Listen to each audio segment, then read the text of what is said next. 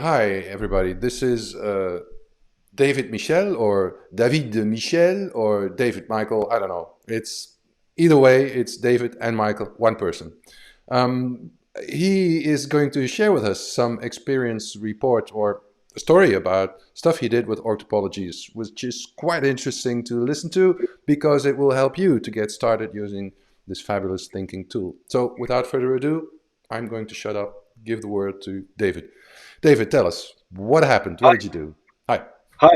Thank you. Thank you for the opportunity. I'm glad to be able to share what I've learned with using Org Topologies recently. Right. Right. So I've been using Org Topologies recently with a bunch of teams, uh, something like 11 teams in the same company, very recently. And basically, it was trying to get them to think about where they are or where they think they are Mm-hmm. in that map, and where they want to get to.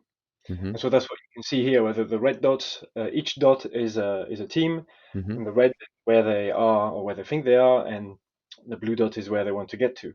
Can I Um, ask a question about this first? What I sure, see. sure. Right. So I understand some dots in A2. That would be like incomplete teams.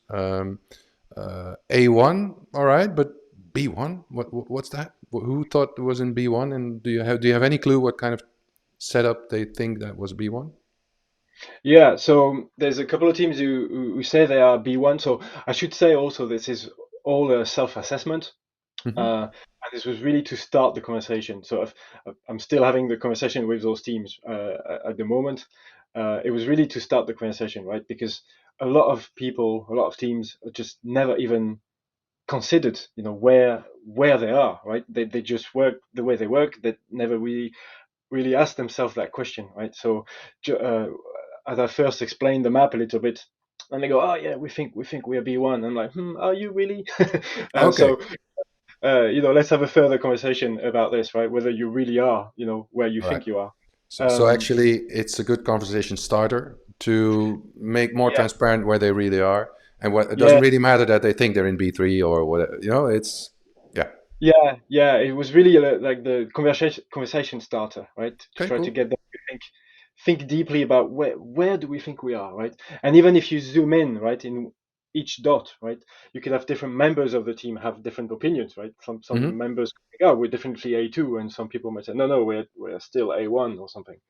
Um, so if you zoom in, you also have a constellation of what different members of the team might think.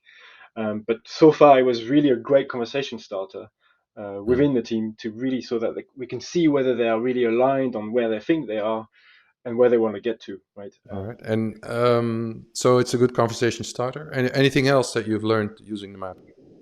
Yeah, so the second benefit was also for them to see where the other teams think they are, right? So teams they collaborate to, they are colleagues, they interact with them all the time, and they can see that some other teams think of themselves very differently from what we think, Hmm. um, and we might adjust our mode of interaction with them, right? Because Hmm. you have a interaction if you think of someone in A0 or B2, right? So that was really a good thing for them to do as well. All right. And you whispered in my ear prior to having this little interview that you've also been using this map to have discussions with leadership. How does that work? How does it help you when you do Yeah, this? yeah, yeah. That was perhaps the third biggest benefit there. So, often with leadership teams, if you start talking about, organizational structures or topologies, if I use your terminology, Hmm. um, I found that often people are like, oh well, we don't have, we haven't really thought about this yet. We don't really have a vision. It's not something that's consciously in their mind. They're often busy with operational stuff. Um, but then once you show that map, they go, ooh, that's interesting. I want to talk about it, right? Because they see how widely spread various opinions are, right? Both for the status quo with the red dots and the target picture with the blue Hmm. dots, and it makes them think, okay, where should we be actually? Because a lot of teams want to be B3, okay, but do we want that? Can we do that? Should Hmm. we do that? All these questions pop up, right? So it was also a great conversation starter with the leadership team, which is Okay. what I'm also currently doing. All right. So key learnings, good conversation started with teams. Interesting to see how teams map themselves and how they map other teams. Also good to see how people in the teams see themselves or see the team, differently. So this is Indeed. this is creating transparency, I guess, and it can help leadership not just to initiate conversations, but maybe also make leadership see that their leadership style should be congruent, or matching the kind of teams they have. Exactly. Right. So we Yeah. can tease out the potential, misalignments and so on within the whole organization. All right. That's it. It's like a flash kind of interview, but I think this is valuable stuff for people. So I want to thank you very much, and hopefully we'll be hearing more from you. All right, Thank David. you.